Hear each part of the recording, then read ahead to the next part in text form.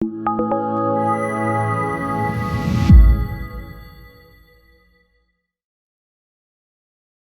Kelly, like I said a minute ago, happy Friday to you, my friend. Happy Friday, brother. So, you were coming to us from tropical Detroit, not tropical Florida, right? Yeah, I'm in Detroit because of the holiday. I'm here today, and I will be in Florida next week. So, um, getting a lot of work done, getting a lot of we're just so much planning for 2022. As you know, we're getting ready to dominate and provide so much value to everybody and anybody. We're excited about 2022. It's our 25th anniversary, as we've said to many people, and we got aggressive goals, and we want to kick these bad actors in the hind parts and help as many people as we possibly can. Good. I love it. And I'm coming to you from tropical Largemont Cottages in northeastern Minnesota on a little bit of R&R. We talked about them earlier. I'll tag them in the Facebook post and the Facebook live stream. But it's good to know that we are both alive, healthy, and kicking our goals in the ass.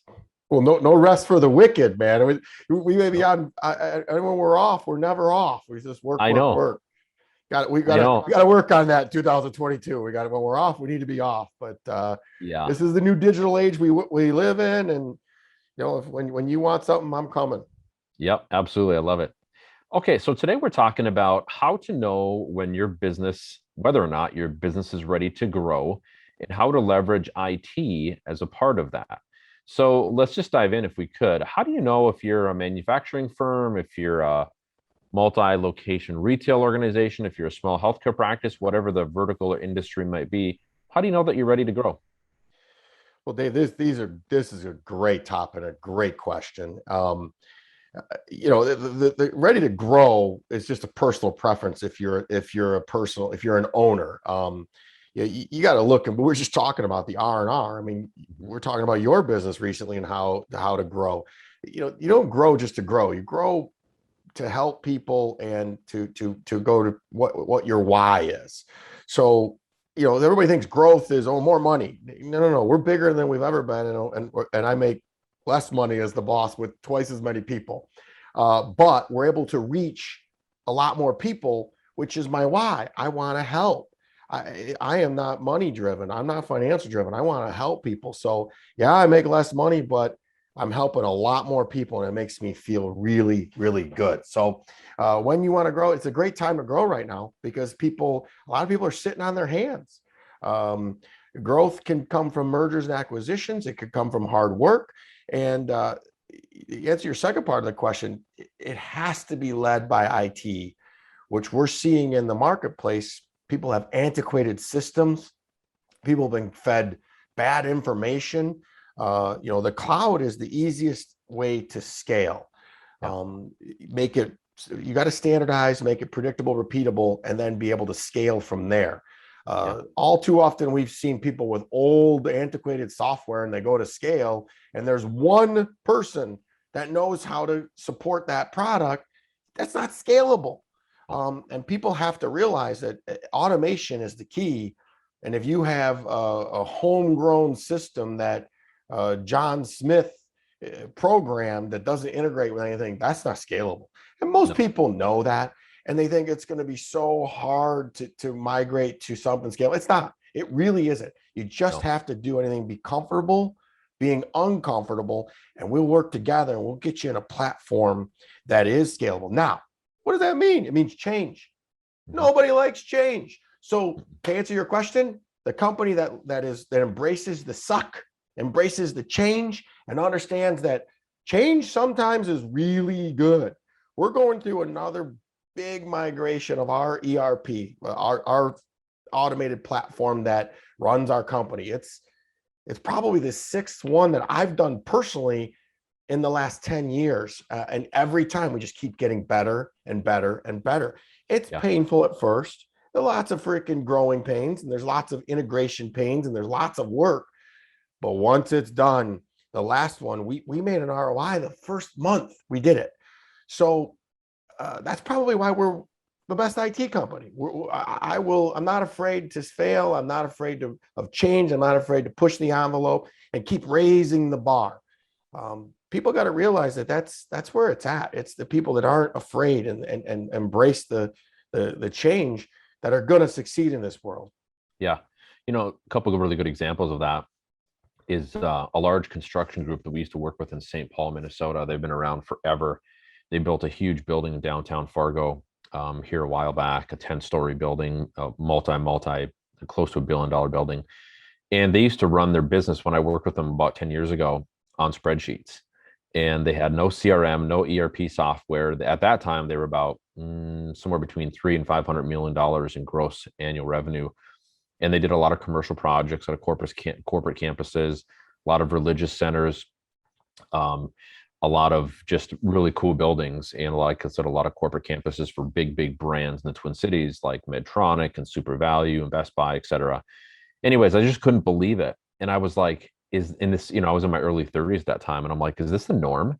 Do businesses really run on spreadsheets?" And the CEO of the company, who'd been in the construction industry for like eons, he was like, "Yeah." So, a few months ago too, same thing with my dentist, not a huge company, but he has multi locations, like handful of locations. And we're having just a quick side conversation. And he was like, growing is hard. We had to spend about $2,500 a month to adopt this new piece of software, this ERP operational software to manage all of our billing, all of our client records, patient records, everything.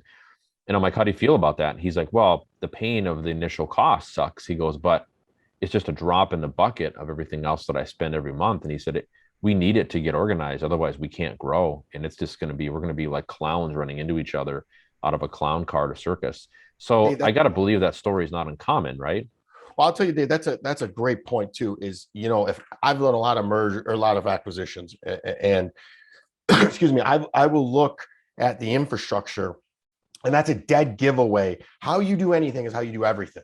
So if they have small little Linksys and there's wires jumbled everywhere and it's terrible, I know that I'm coming in and lowballing them because they don't have their act together. Yeah. Now, if they have a standardization and I can pull them right into my organization, no problem, because they're using big boy tools, oh, you get top dollar. And that goes true for a dental office. All too often, well, it works. I got this Linksys router. I got this home battery and these Windows 7 PCs. No, somebody comes in, they're going to lowball you. Now, if they can seamlessly integrate you and there's no problem, that money then goes to you for integration. So a lot of times I'll get when we're doing upgrades for smaller customers, they'll say, well, what happens if we get acquired? I said, you're more attractive now that you're standardized and everything is right, because they're just going to be able to merge you right into their ecosystem and plug and play. And we've had it where company's been acquired and they've adopted our system for the bigger company. Wow. Because what we do is so stable and so predictable and repeatable, and we produce results. That's literally what we're out to do: produce results, get out of the way for them to do their revenue generating business. The dental office is there to clean teeth. They're not there to freaking work in Dentrix and work in their ERP and understand why their computers don't work. That's our job. Yeah. So it sounds like what you're saying is if a business has that operating and delivery, product delivery, service delivery infrastructure through IT, they're going to be more valuable if they go to sell or be acquired someday. Right. And Yeah. think big, but think big, but on a budget. We can standardize you and put you on real enterprise level gear at a fraction of what an internal IT company would say, because we do it like an assembly line. It really is cookie cutter for us. We can onboard somebody so fast, so quick, where an internal IT department doesn't have the movable parts and the supply chain and the processes that we have. And we've talked about it a million times. We have a life cycle document that runs our company. So it's Right. here's exactly when everything is done, and it can scale infinitely because we do so many multiple location businesses. It's got to be standardized and scalable. So is that true for any industry? Like, is that true for nonprofits? Is it true for manufacturing? Is it true for healthcare? Is it true for multi-location retail? It is very true for everybody. It doesn't even matter what the company is. It could be a Yeah. small little CPA firm, a small marketing company. People are out there acquiring companies with specialties or somebody that's figured out a process. What I'm seeing is we still have second generation or third generation owners that, oh, this is the way we've always done it. Spreadsheets, like you just said. This is the way we've always done it. It's the Yeah. owner that looks at me and says, Kelly, this is the way we've always done it. We're a multi-million-dollar company, but I know I'm not going to become, I'm not going to grow this way. Help me. And then we say, okay, you're not going to do it overnight. I mean, you can't go from spreadsheets to getting Correct. everything electrical and on an ERP overnight, but we can do it pretty quickly and pretty painlessly as long as we have open money. Now you start talking about culture, and do you have the right people that are willing to not put down the spreadsheet and use the software. We have customers that won't even update their software because they don't want to learn a different way. Oh my God, the button's now on the left side instead of the right side. That's going to separate. I think the COVID and the pandemic has really separated the go-getters Yeah. from the people who are complacent, and it's just going to widen that gap. And good grief, I hope that people say let's embrace the change and understand the technology. I tell you, I've been in business 25 years. I sold many companies in the Detroit area their first ever internet connection. Yes, the lines are there. I'm aged. I get it. And people were like, what do I need this internet thing for? Could you imagine? I told them there's going to be a day that the internet is more important than air. And it's right. The internet goes down, the world stops. I've said, forget a world war, a nuclear war. We're going to have a cyber war. You shut down the internet, we're done. Yeah. Think about this. How much cash you got on you right now, Dave? A couple $100 in my Couple wallet. $100. What if the freaking internet goes down and you can't go get cash? How long is a couple $100 going to take you? Not very much. Forget how much stuff runs on the internet. So Right. the number one thing is everybody's got the cheapest, lowest cost internet. Well, we need two. We need fast. We need the throughput. We need to measure what's going through there. We need to. So NTM does all that and makes it scalable, predictable, repeatable, and keeps it simple. We don't overthink it. Yeah, I love it. Kelly, where can people learn more about these tactics and these strategies that we've been talking about today?